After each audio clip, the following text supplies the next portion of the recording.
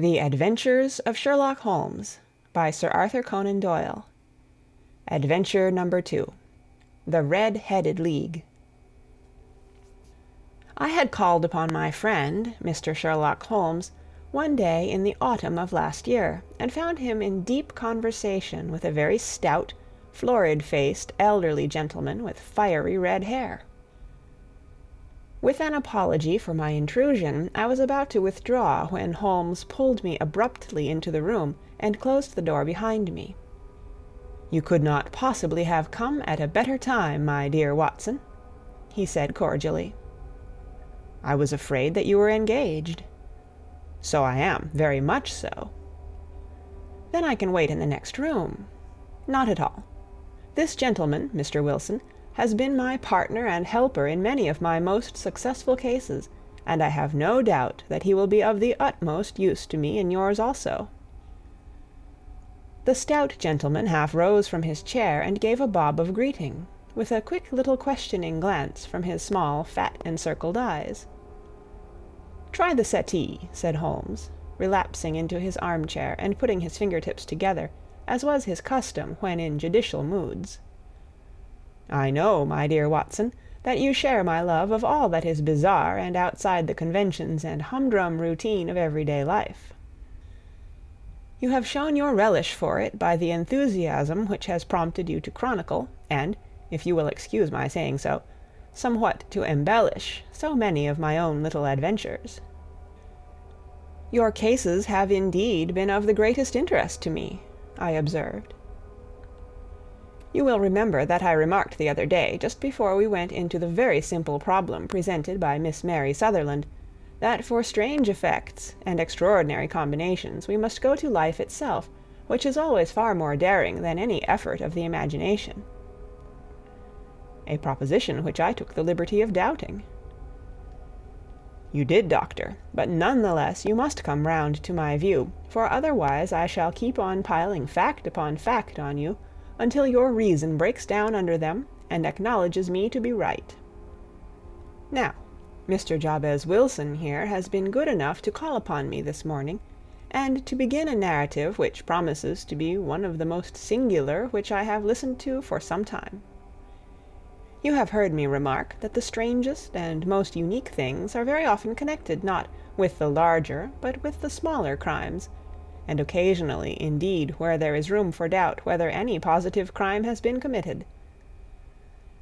As far as I have heard, it is impossible for me to say whether the present case is an instance of crime or not, but the course of events is certainly among the most singular that I have ever listened to. Perhaps, Mr. Wilson, you would have the great kindness to recommence your narrative. I ask you not merely because my friend Dr. Watson has not heard the opening part, but also because the peculiar nature of the story makes me anxious to have every possible detail from your lips. As a rule, when I have heard some slight indication in the course of events, I am able to guide myself by the thousands of other similar cases which occur to my memory. In the present instance, I am forced to admit that the facts are, to the best of my belief, unique. The portly client puffed out his chest with an appearance of some little pride, and pulled a dirty and wrinkled newspaper from the inside pocket of his greatcoat. As he glanced down the advertisement column, with his head thrust forward and the paper flattened out upon his knee, I took a good look at the man, and endeavored, after the fashion of my companion, to read the indications which might be presented by his dress or appearance. I did not gain very much, however, by my inspection. Our visitor bore every mark of being an average, commonplace British tradesman, obese, pompous, and slow. He wore rather baggy grey shepherd's check trousers, a not over-clean black frock-coat, unbuttoned in the front, and a drab waistcoat with a heavy brassy Albert chain, and a square pierced bit of metal dangling down as an ornament. A frayed top hat and a faded brown overcoat with a wrinkled velvet collar lay upon a chair beside him. Altogether, look as I would, there was nothing remarkable about the man save his blazing red head, and the expression of extreme chagrin and discontent upon his features. Sherlock Holmes's quick eye took in my occupation, and he shook his head with a smile as he noticed my questioning glances. Beyond the obvious facts that he has at some time done manual labor, that he takes snuff, that he is a Freemason, that he has been in China, and that he has done a considerable amount of writing lately, I can deduce nothing else. Mr. Jabez Wilson started up in his chair, with his forefinger upon the paper, but his eyes upon my companion. "How, in the name of good fortune, did you know all that, Mr. Holmes?" he asked. "How did you know, for example, that I did manual labor? It's as true as gospel, for I began as a ship's carpenter." "Your hands, my dear sir. Your right hand is quite a size larger than your left. You have worked with it, and the muscles are more developed." "Well, the snuff, then, and the Freemasonry." "I won't insult your intelligence by telling you how I read that, especially as, rather against the strict rules of your order, you use an arc and compass breastpin." "Ah, of course, I forgot that. But the writing?" "What else can be indicated by that right cuff, so very shiny for 5 inches, and the left one with the smooth patch near the elbow where you rested upon the desk?" "Well, but China?" "The fish that you have tattooed immediately above your right wrist could only have been done in China. I have made a small study of tattoo marks, and have even contributed to the literature of the subject. That trick of staining the fish's scales of a delicate pink is quite peculiar to China. When, in addition, I see a Chinese coin hanging from your watch-chain, the matter becomes even more simple." Mr. Jabez Wilson laughed heavily. "Well, I never," said he. "I thought at first that you had done something clever, but I see that there was nothing in it after all." "I begin to think, Watson," said Holmes, "that I make a mistake in explaining. Omne ignotum pro magnifico, you know, and my poor little reputation, such as it is, will suffer shipwreck if I am so candid. Can you not find the advertisement, Mr. Wilson?" "Yes, I have got it now," he answered, with his thick red finger planted halfway down the column. "Here it is. This is what began it all. You just read it for yourself, sir." I took the paper from him and read as follows: "To the Red-Headed League. On account of the bequest of the late Ezekiah Hopkins, of Lebanon, Pennsylvania, USA, there is now another vacancy open which entitles a member of the League to a salary of £4 a week for purely nominal services. All red-headed men who are sound in body and mind and above the age of 21 years are eligible. Apply in person on Monday at 11 o'clock to Duncan Ross, at the offices of the League, 7 Pope's Court, Fleet Street." "What on earth does this mean?" I ejaculated after I had twice read over the extraordinary announcement. Holmes chuckled and wriggled in his chair, as was his habit when in high spirits. "It is a little off the beaten track, isn't it?" said he. "And now, Mr. Wilson, off you go at scratch and tell us all about yourself, your household, and the effect which this advertisement had upon your fortunes. You will first make a note, Doctor, of the paper and the date." "It is the Morning Chronicle of April 27th, 1890, just 2 months ago." "Very good. Now, Mr. Wilson." "Well, it is just as I have been telling you, Mr. Sherlock Holmes," said Jabez Wilson, mopping his forehead. "I have a small pawnbroker's business at Coburg Square near the city. It's not a very large affair, and of late years it has not done more than just give me a living.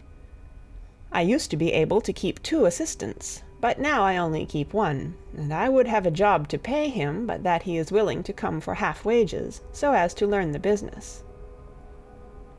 "What is the name of this obliging youth?" asked Sherlock Holmes. "His name is Vincent Spaulding, and he's not such a youth either. It's hard to say his age. I should not wish a smarter assistant, Mr. Holmes, and I know very well that he could better himself and earn twice what I am able to give him. But, after all, If he is satisfied, why should I put ideas in his head?" "Why, indeed? You seem most fortunate in having an employee who comes under the full market price. It is not a common experience among employers in this age. I don't know that your assistant is not as remarkable as your advertisement." "Oh, he has his faults, too," said Mr. Wilson. "Never was such a fellow for photography, snapping away with a camera when he ought to be improving his mind, and then diving down into the cellar like a rabbit into its hole to develop his pictures. That is his main fault, but on the whole he's a good worker. There's no vice in him." "He is still with you, I presume?" "Yes, sir. He and a girl of 14 who does a bit of simple cooking and keeps the place clean. That's all I have in the house, for I am a widower, and never had any family. We live very quietly, sir, the three of us, and we keep a roof over our heads and pay our debts, if we do nothing more." The first thing that put us out was that advertisement. Spaulding, he came down into the office just this day 8 weeks, with this very paper in his hand, and he says, "I wish to the Lord, Mr. Wilson, that I was a red-headed man." "Why's that?" I asks. "Why," says he, "here's another vacancy on the League of the Red-Headed Men. It's worth quite a little fortune to any man who gets it, and I understand that there are more vacancies than there are men, so that the trustees are at their wits' end what to do with the money. If my hair would only change color, here's a nice little crib all ready for me to step into." "Why, what is it then?" I asked. You see, Mr. Holmes, I am a very stay-at-home man, and as my business came to me instead of my having to go to it, I was often 3 weeks on end without putting my foot over the doormat. In that way I didn't know much of what was going on outside, and I was always glad of a bit of news." "Have you never heard of the League of the Red-Headed Men?" he asked, with his eyes open. "Never." "Why, I wonder at that, for you are eligible yourself for one of the vacancies." "And what are they worth?" I asked. "Oh, merely a couple of hundred a year, but the work is slight, and it need not interfere very much with one's other occupations." Well, you can easily think that that made me prick up my ears, for the business has not been over good for some years, and an extra couple of hundred would have been very handy. "Tell me all about it," said I.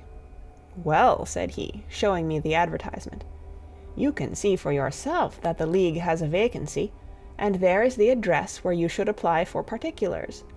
As far as I can make out, the League was founded by an American millionaire, Ezekiah Hopkins, who was very peculiar in his ways. He was himself red-headed, and he had a great sympathy for all red-headed men, so when he died it was found that he had left his enormous fortune in the hands of trustees, with instructions to apply the interest to the providing of easy berths to men whose hair is of that color. From all I hear, it is splendid pay and very little to do." "But," said I, "there would be millions of red-headed men who would apply." "Not so many as you might think," he answered. "You see, it is really confined to Londoners and to grown men. This American had started from London when he was young, and he wanted to do the old town a good turn. Then again, I have heard it is no use your applying if your hair is light red, or dark red, or anything but real bright, blazing, fiery red. Now, if you cared to apply, Mr. Wilson, you would just walk in, but perhaps it would hardly be worth your while to put yourself out of the way for the sake of a few £100. Now, it is a fact, gentlemen, as you may see for yourselves, that my hair is of a very full and rich tint, so that it seemed to me that if there was to be any competition in the matter, I stood as good a chance as any man that I had ever met. Vincent Spaulding seemed to know so much about it that I thought he might prove useful, so I just ordered him to put up the shutters for the day, and to come right away with me. He was very willing to have a holiday, so we shut the business up and started off for the address that was given us in the advertisement. I never hope to see such a sight as that again, Mr. Holmes. From north, south, east, and west, every man who had a shade of red in his hair had tramped into the city to answer the advertisement.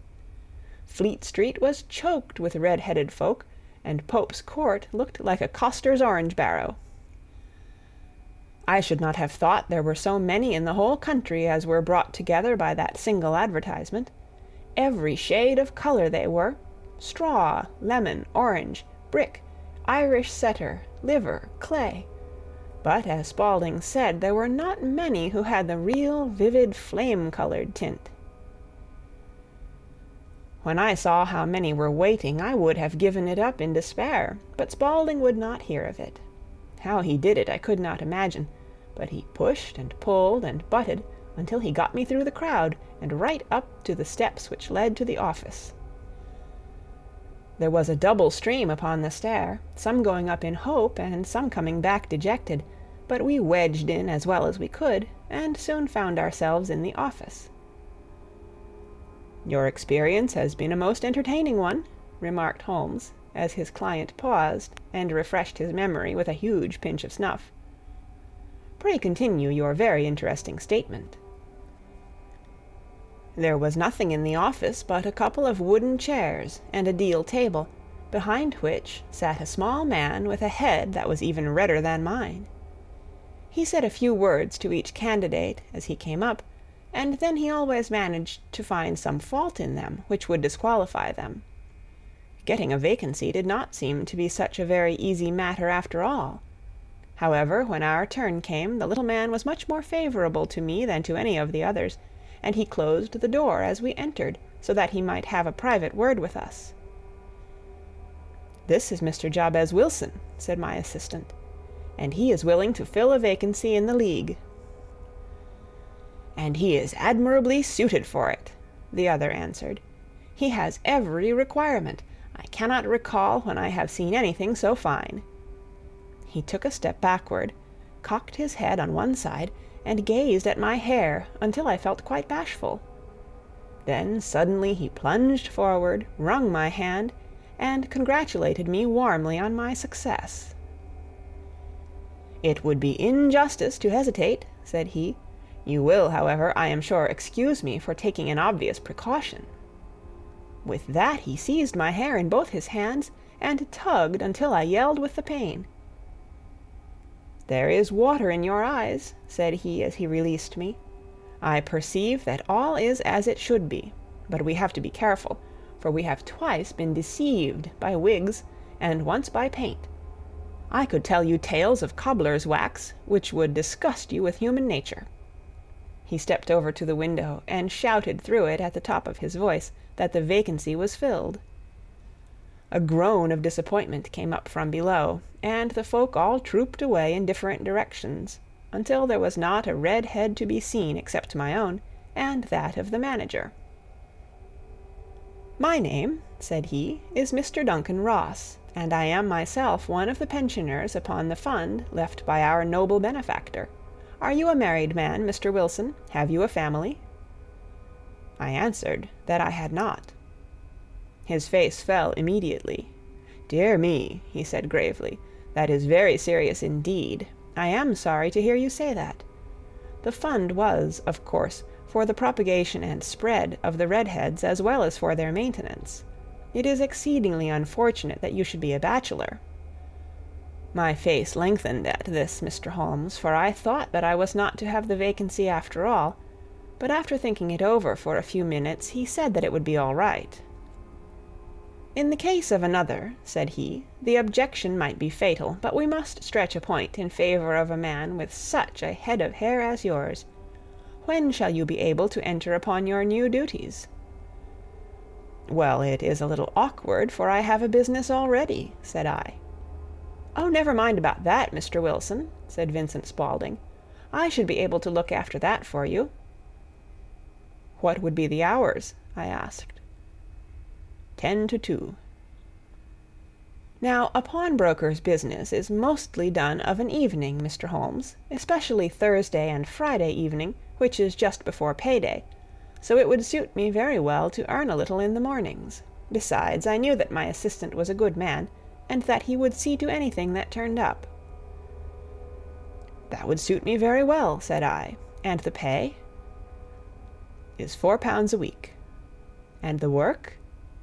"Is purely nominal." What do you call purely nominal? Well, you have to be in the office, or at least in the building, the whole time. If you leave, you forfeit your whole position forever. The will is very clear upon that point. You don't comply with the conditions if you budge from the office during that time. It's only 4 hours a day, and I should not think of leaving, said I. No excuse will avail, said Mr. Duncan Ross. Neither sickness, nor business, nor anything else. There you must stay, or you lose your billet. And the work? Is to copy out the Encyclopaedia Britannica. There is the first volume of it in that press. You must find your own ink, pens, and blotting paper, but we provide this table and chair. Will you be ready tomorrow? Certainly, I answered. Then good-bye, Mr. Jabez Wilson, and let me congratulate you once more on the important position which you have been fortunate enough to gain. He bowed me out of the room, and I went home with my assistant, hardly knowing what to say or do, I was so pleased at my own good fortune. Well, I thought over the matter all day, and by evening I was in low spirits again, for I had quite persuaded myself that the whole affair must be some great hoax or fraud, though what its object might be I could not imagine. It seemed altogether past belief that anyone could make such a will, or that they would pay such a sum for doing anything so simple as copying out the Encyclopaedia Britannica. Vincent Spaulding did what he could to cheer me up, but by bedtime I had reasoned myself out of the whole thing. However, in the morning I determined to have a look at it anyhow, so I bought a penny bottle of ink, and with a quill pen and 7 sheets of foolscap paper I started off for Pope's Court. Well, to my surprise and delight, everything was as right as possible. The table was set out ready for me, and Mr. Duncan Ross was there to see that I got fairly to work. He started me off upon the letter A, and then he left me, but he would drop in from time to time to see that all was right with me. At 2 o'clock he bade me good day, complimented me upon the amount that I had written, and locked the door of the office after me. This went on day after day, Mr. Holmes, and on Saturday the manager came in and planked down 4 golden sovereigns for my week's work. It was the same next week, and the same the week after. Every morning I was there at 10, and every afternoon I left at 2. By degrees Mr. Duncan Ross took to coming in only once of a morning, and then after a time he did not come in at all. Still, of course, I never dared to leave the room for an instant, for I was not sure when he might come, and the billet was such a good one and suited me so well that I would not risk the loss of it. 8 weeks passed away like this, and I had written about abbots, and archery, and armor, and architecture, and Attica, and hoped with diligence that I might get on to the bees before very long. It cost me something in foolscap, and I had pretty nearly filled a shelf with my writings. And then suddenly the whole business came to an end. To an end? Yes, sir, and no later than this morning. I went to my work as usual at 10 o'clock, but the door was shut and locked, with a little square of cardboard hammered on to the middle of the panel with a tack. Here it is, and you can read for yourself. He held up a piece of white cardboard about the size of a sheet of notepaper. It read in this fashion: "The Red-Headed League is dissolved. October 9, 1890. Sherlock Holmes and I surveyed this curt announcement, and the rueful face behind it, until the comical side of the affair so completely overtopped every other consideration that we both burst out into a roar of laughter. "I cannot see that there is anything very funny," cried our client, flushing up to the roots of his flaming head. "If you can do nothing better than laugh at me, I can go elsewhere." "No, no," cried Holmes, shoving him back into the chair from which he had half risen. "I really wouldn't miss your case for the world. It is most refreshingly unusual, but there is, if you will excuse my saying so, something just a little funny about it. Pray, what steps did you take when you found the card upon the door?" "I was staggered, sir. I did not know what to do.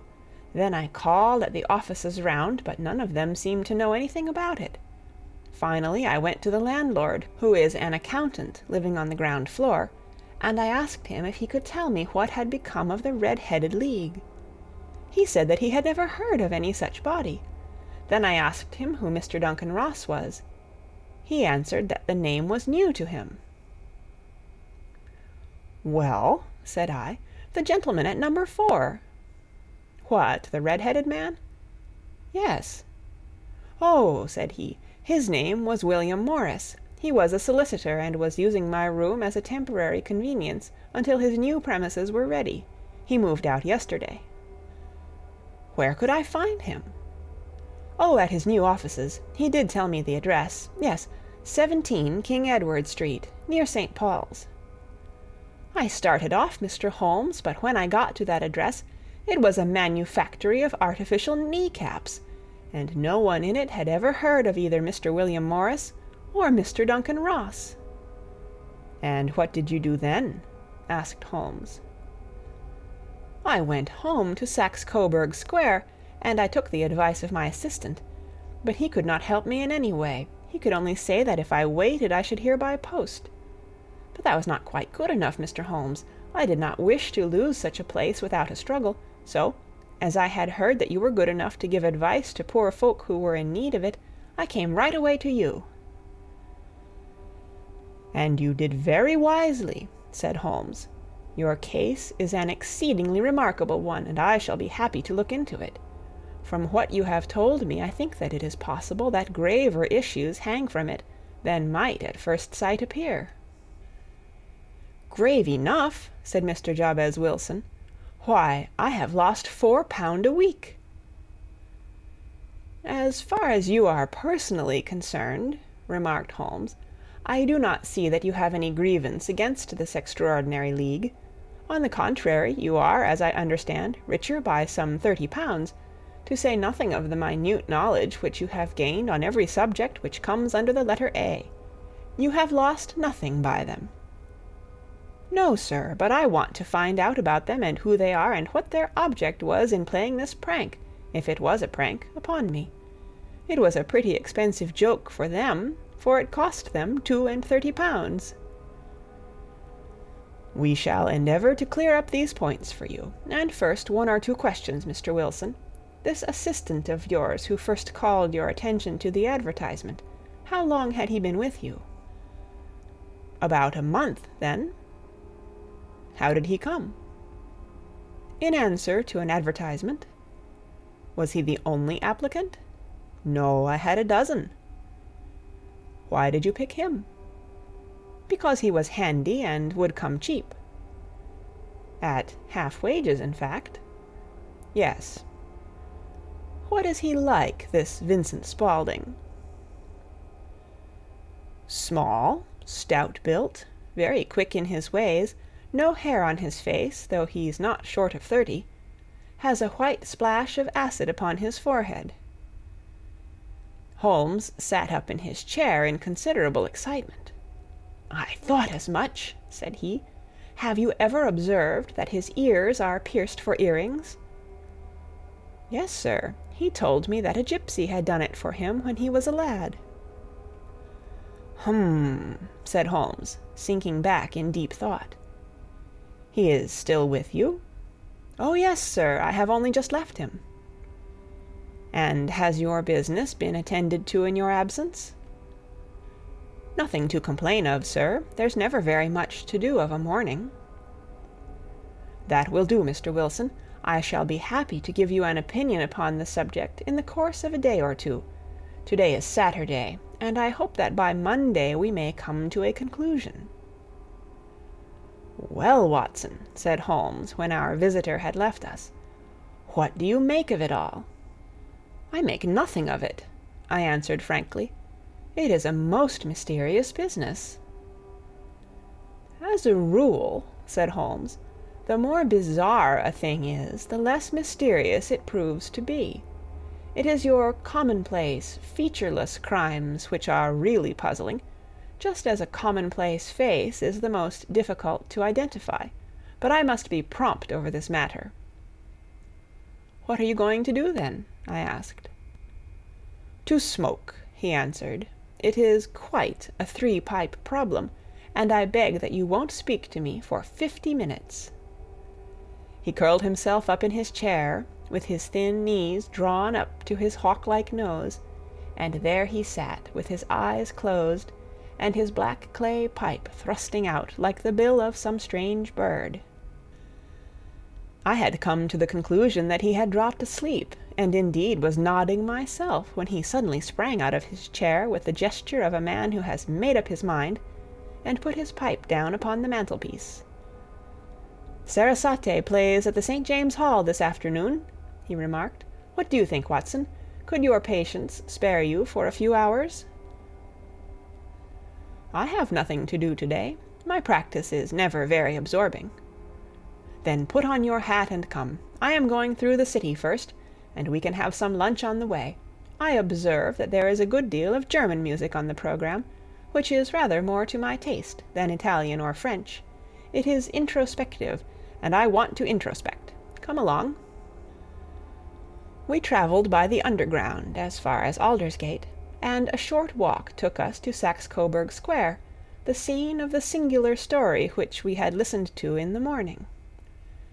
It was a poky little shabby-genteel place, where 4 lines of dingy 2-storied brick houses looked out into a small, railed-in enclosure, where a lawn of weedy grass and a few clumps of faded laurel bushes made a hard fight against a smoke-laden and uncongenial atmosphere.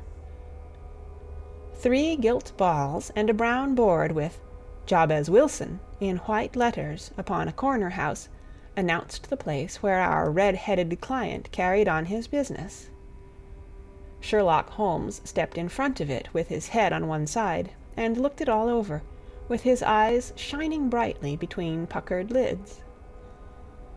Then he walked slowly up the street, and then down again to the corner, still looking keenly at the houses. Finally he returned to the pawnbroker's, and, having thumped vigorously upon the pavement with his stick 2 or 3 times, he went up to the door and knocked. It was instantly opened by a bright-looking, clean-shaven young fellow, who asked him to step in. "Thank you," said Holmes. "I only wished to ask you how you would go from here to the Strand." "Third right, 4th left," answered the assistant promptly, closing the door. "Smart fellow, that," observed Holmes as we walked away. "He is, in my judgment, the 4th smartest man in London, and for daring I am not sure that he has not a claim to be 3rd. I have known something of him before." "Evidently," said I, "Mr. Wilson's assistant counts for a good deal in this mystery of the Red-Headed League. I am sure that you inquired your way merely in order that you might see him." "Not him." "What then?" "The knees of his trousers." "And what did you see?" "What I expected to see." "Why did you beat the pavement?" "My dear doctor, this is a time for observation, not for talk. We are spies in an enemy's country. We know something of Saxe-Coburg Square. Let us now explore the parts which lie behind it." The road in which we found ourselves as we turned round the corner from the retired Saxe-Coburg Square presented as great a contrast to it as the front of a picture does to the back. It was one of the main arteries which conveyed the traffic of the city to the north and west. The roadway was blocked with the immense stream of commerce flowing in a double tide inward and outward, while the footpaths were black with the hurrying swarm of pedestrians. It was difficult to realize, as we looked at the line of fine shops and stately business premises, that they really abutted on the other side upon the faded and stagnant square which we had just quitted. "Let me see," said Holmes, standing at the corner and glancing along the line. "I should like just to remember the order of the houses here. It is a hobby of mine to have an exact knowledge of London. There is Mortimer's, the tobacconist, the little newspaper shop, the Coburg branch of the City and Suburban Bank, the Vegetarian Restaurant, and McFarland's Carriage-Building Depot. That carries us right on to the other block. And now, Doctor, we've done our work, so it's time we had some play. A sandwich and a cup of coffee, and then off to Violin Land, where all is sweetness and delicacy and harmony, and there are no red-headed clients to vex us with their conundrums. My friend was an enthusiastic musician, being himself not only a very capable performer, but a composer of no ordinary merit. All the afternoon he sat in the stalls, wrapped in the most perfect happiness, gently waving his long, thin fingers in time to the music, while his gently smiling face and his languid, dreamy eyes were as unlike those of Holmes the sleuth-hound, Holmes the relentless, keen-witted, ready-handed criminal agent, as it was possible to conceive. In his singular character the dual nature alternately asserted itself, and his extreme exactness and astuteness represented, as I have often thought, the reaction against the poetic and contemplative mood which occasionally predominated in him. The swing of his nature took him from extreme languor to devouring energy, and, as I knew well, he was never so truly formidable as when, for days on end, he had been lounging in his armchair amid his improvisations and his black-letter editions. Then it was that the lust of the chase would suddenly come upon him, and that his brilliant reasoning power would rise to the level of intuition, until those who were unacquainted with his methods would look askance at him as on a man whose knowledge was not that of other mortals. When I saw him that afternoon so enwrapped in the music at St. James's Hall, I felt that an evil time might be coming upon those whom he had set himself to hunt down. "You want to go home, no doubt, Doctor," he remarked as we emerged. "Yes, it would be as well." "And I have some business to do which will take some hours. This business at Coburg Square is serious." "Why serious?" "A considerable crime is in contemplation. I have every reason to believe that we shall be in time to stop it. But today being Saturday rather complicates matters. I shall want your help tonight." "At what time?" 10 will be early enough." "I shall be at Baker Street at 10. "Very well. And I say, Doctor, there may be some little danger, so kindly put your army revolver in your pocket." He waved his hand, turned on his heel, and disappeared in an instant among the crowd. I trust that I am not more dense than my neighbors, but I was always oppressed with a sense of my own stupidity in my dealings with Sherlock Holmes. Here I had heard what he had heard, I had seen what he had seen, and yet from his words it was evident that he saw clearly not only what had happened, but what was about to happen, while to me the whole business was still confused and grotesque. As I drove home to my house in Kensington, I thought over it all, from the extraordinary story of the red-headed copier of the Encyclopedia, down to the visit at Saxe-Coburg Square, and the ominous words with which he had parted from me. What was this nocturnal expedition, and why should I go armed? Where were we going, and what were we to do? I had the hint from Holmes that this smooth-faced pawnbroker's assistant was a formidable man, a man who might play a deep game.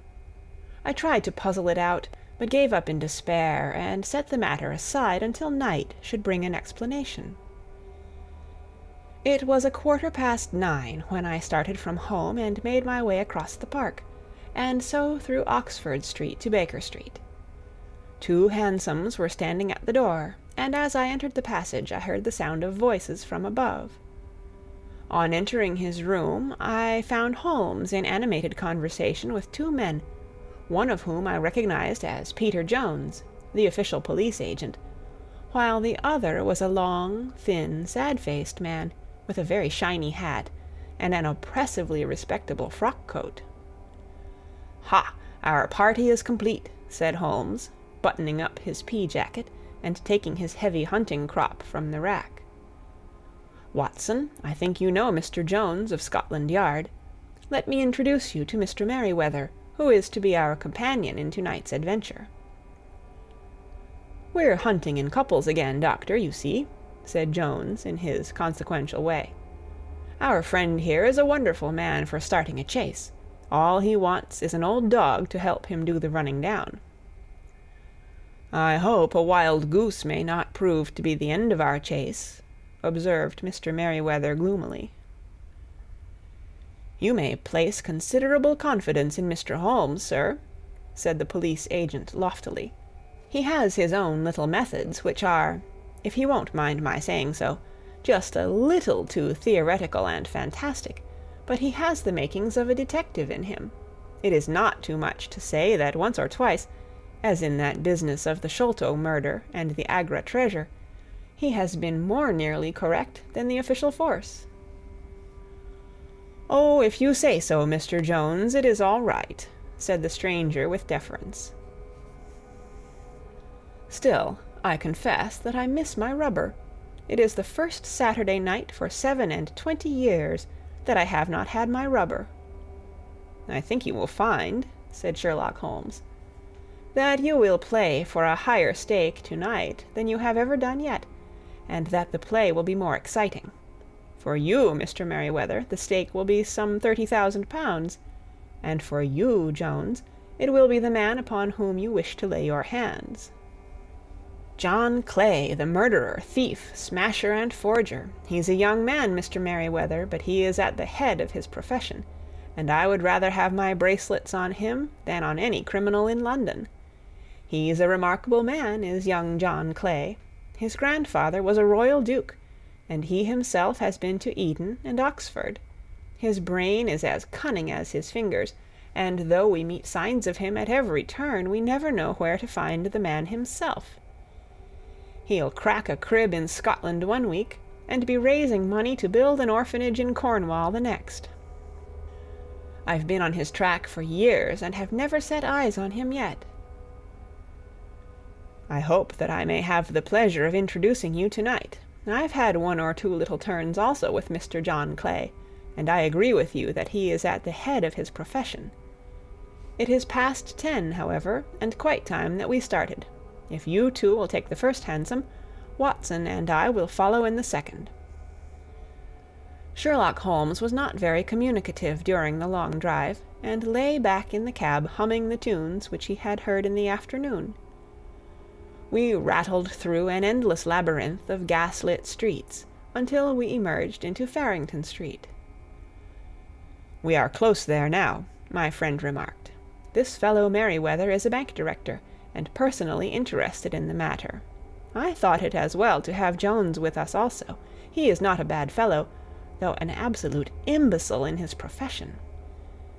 He has one positive virtue. He is as brave as a bulldog, and as tenacious as a lobster if he gets his claws upon anyone. Here we are, and they are waiting for us." We had reached the same crowded thoroughfare in which we had found ourselves in the morning. Our cabs were dismissed, and, following the guidance of Mr. Merryweather, we passed down a narrow passage and through a side door, which he opened for us. Within there was a small corridor, which ended in a very massive iron grate. This also was opened, and led down a flight of winding stone steps, which terminated at another formidable gate.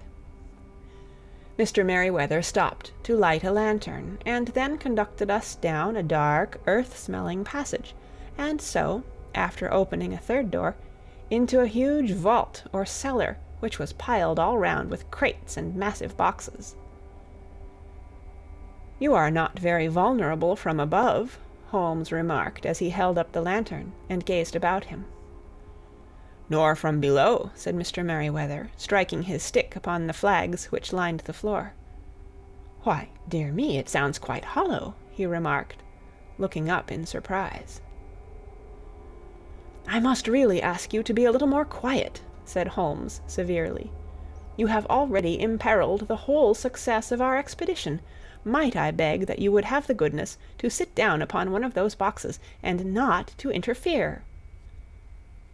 The solemn Mr. Merryweather perched himself upon a crate, with a very injured expression upon his face, while Holmes fell upon his knees upon the floor, and, with the lantern and a magnifying lens, began to examine minutely the cracks between the stones. A few seconds sufficed to satisfy him, for he sprang to his feet again and put his glass in his pocket. "We have at least an hour before us," he remarked, "for they can hardly take any steps until the good pawnbroker is safely in bed. Then they will not lose a minute, for the sooner they do their work the longer time they will have for their escape. We are at present, Doctor, as no doubt you have divined, in the cellar of the City branch of one of the principal London banks. Mr. Merryweather is the chairman of directors, and he will explain to you that there are reasons why the more daring criminals of London should take a considerable interest in this cellar at present." "It is our French gold," whispered the director. "We have had several warnings that an attempt might be made upon it." "Your French gold?" "Yes. We had occasion some months ago to strengthen our resources, and borrowed for that purpose 30,000 Napoleons from the Bank of France. It has become known that we have never had an occasion to unpack the money, and that it is still lying in our cellar. The crate upon which I sit contains 2,000 Napoleons, packed between layers of lead foil. Our reserve of bullion is much larger at present than is usually kept in a single branch office, and the directors have had misgivings upon the subject." "Which were very well justified," observed Holmes. "And now it is time that we arranged our little plans. I expect that within an hour matters will come to a head. In the meantime, Mr. Merryweather, we must put the screen over that dark lantern." "And sit in the dark?" "I am afraid so. I had brought a pack of cards in my pocket, and I thought that, as we were a partie carrée, you might have your rubber after all. But I see that the enemy's preparations have gone so far that we cannot risk the presence of a light. And first of all we must choose our positions. These are daring men, and though we shall take them at a disadvantage, they may do us some harm unless we are careful. I shall stand behind this crate, and do you conceal yourselves behind those. Then, when I flash a light upon them, close in swiftly. If they fire, Watson, have no compunction about shooting them down." I placed my revolver, cocked, upon the top of the wooden case behind which I crouched. Holmes shot the slide across the front of his lantern, and left us in pitch darkness. Such an absolute darkness as I have never before experienced. The smell of hot metal remained to assure us that the light was still there, ready to flash out at a moment's notice. To me, with my nerves worked up to a pitch of expectancy, there was something depressing and subduing in the sudden gloom, and in the cold, dank air of the vault. "They have but one retreat," whispered Holmes. "That is back through the house into Saxe-Coburg Square. I hope that you have done what I asked you, Jones." "I have an inspector and 2 officers waiting at the front door." "Then we have stopped all the holes, and now we must be silent and wait." What a time it seemed! From comparing notes afterwards, it was but an hour and a quarter, yet it appeared to me that the night must have almost gone, and the dawn be breaking above us. My limbs were weary and stiff, for I feared to change my position, yet my nerves were worked up to the highest pitch of tension, and my hearing was so acute that I could not only hear the gentle breathing of my companions, but I could distinguish the deeper, heavier in-breath of the bulky Jones from the thin, sighing note of the bank director. From my position I could look over the case in the direction of the floor. Suddenly my eyes caught the glint of a light. At first it was but a lurid spark upon the stone pavement. Then it lengthened out until it became a yellow line, and then, without any warning or sound, A gash seemed to open, and a hand appeared, a white, almost womanly hand, which felt about in the center of the little area of light. For a minute or more the hand, with its writhing fingers, protruded out of the floor. Then it was withdrawn as suddenly as it appeared, and all was dark again save the single lurid spark, which marked a chink between the stones. Its disappearance, however, was but momentary. With a rending, tearing sound, one of the broad white stones turned over upon its side, and left a square gaping hole, through which streamed the light of a lantern. Over the edge there peeped a clean-cut, boyish face, which looked keenly about it, and then, with a hand on either side of the aperture, drew itself shoulder-high and waist-high, until one knee rested upon the edge. In another instant he stood at the side of the hole and was hauling after him a companion, lithe and small like himself, with a pale face and a shock of very red hair. "It's all clear," he whispered. "Have you the chisel and the bags?"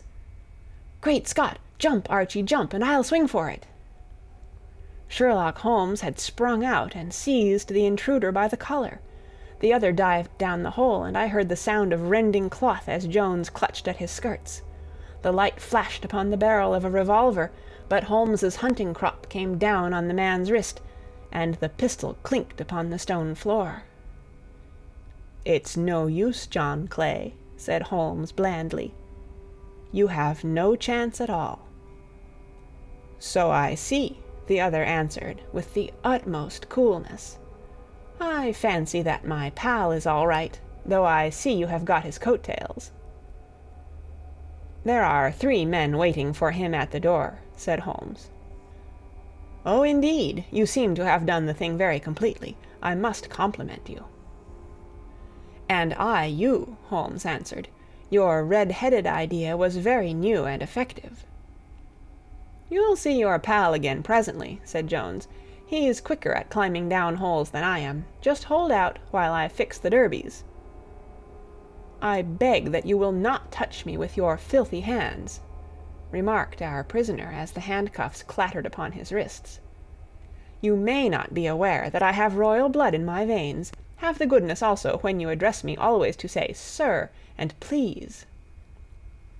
"All right," said Jones, with a stare and a snigger. "Well, would you please, sir, march upstairs, where we can get a cab to carry your highness to the police station?" "That is better," said John Clay serenely. He made a sweeping bow to the 3 of us and walked quietly off in the custody of the detective. "Really, Mr. Holmes," said Mr. Merryweather as we followed them from the cellar, "I do not know how the bank can thank you or repay you. There is no doubt that you have detected and defeated, in the most complete manner, one of the most determined attempts at bank robbery that have ever come within my experience." "I have had 1 or 2 little scores of my own to settle with Mr. John Clay," said Holmes. "I have been at some small expense over this matter, which I shall expect the bank to refund, but beyond that I am amply repaid by having had an experience which is in many ways unique, and by hearing the very remarkable narrative of the Red-Headed League.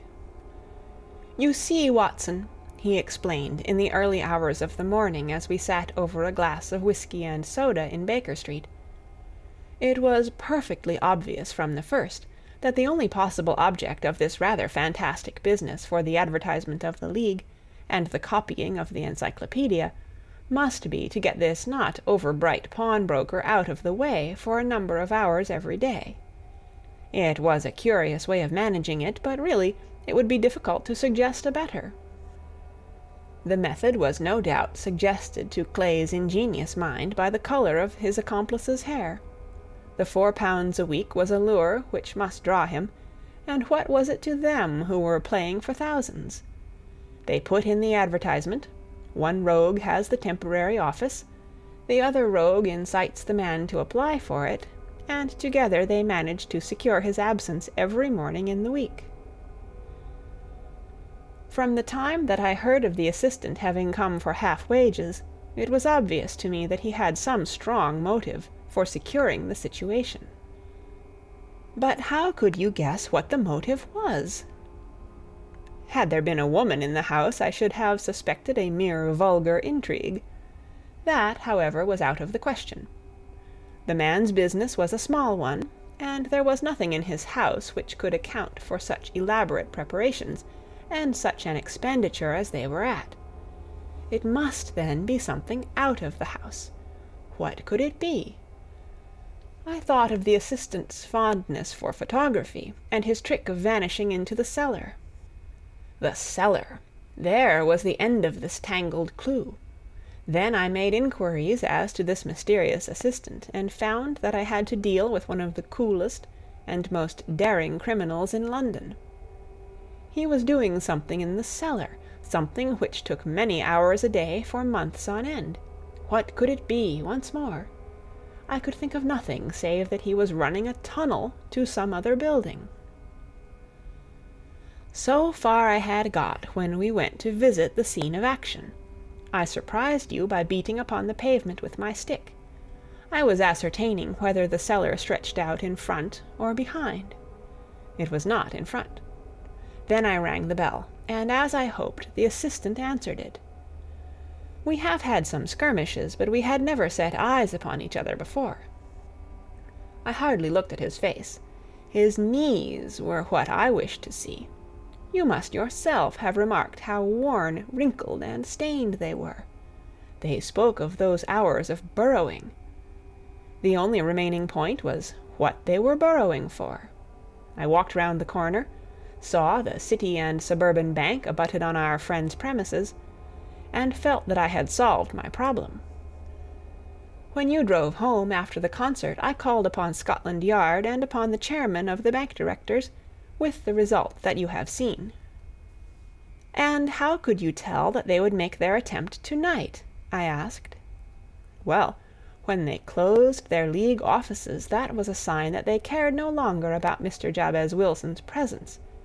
In other words, that they had completed their tunnel. But it was essential that they should use it soon, as it might be discovered, or the bullion might be removed. Saturday would suit them better than any other day, as it would give them 2 days for their escape. For all these reasons I expected them to come tonight.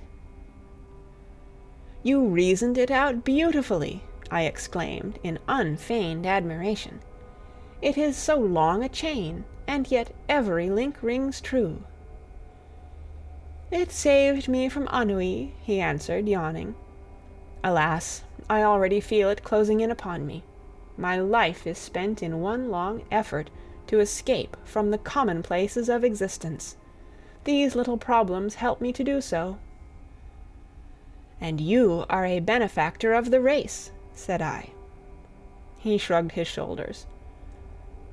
Well, perhaps after all it is of some little use, he remarked. L'homme c'est rien, l'ouvre c'est tout, as Gustave Flaubert wrote to George Sand. End of Adventure Number 2. Read by Kara Schallenberg, www.kray.org, on September 24th, 2006, in Oceanside, California.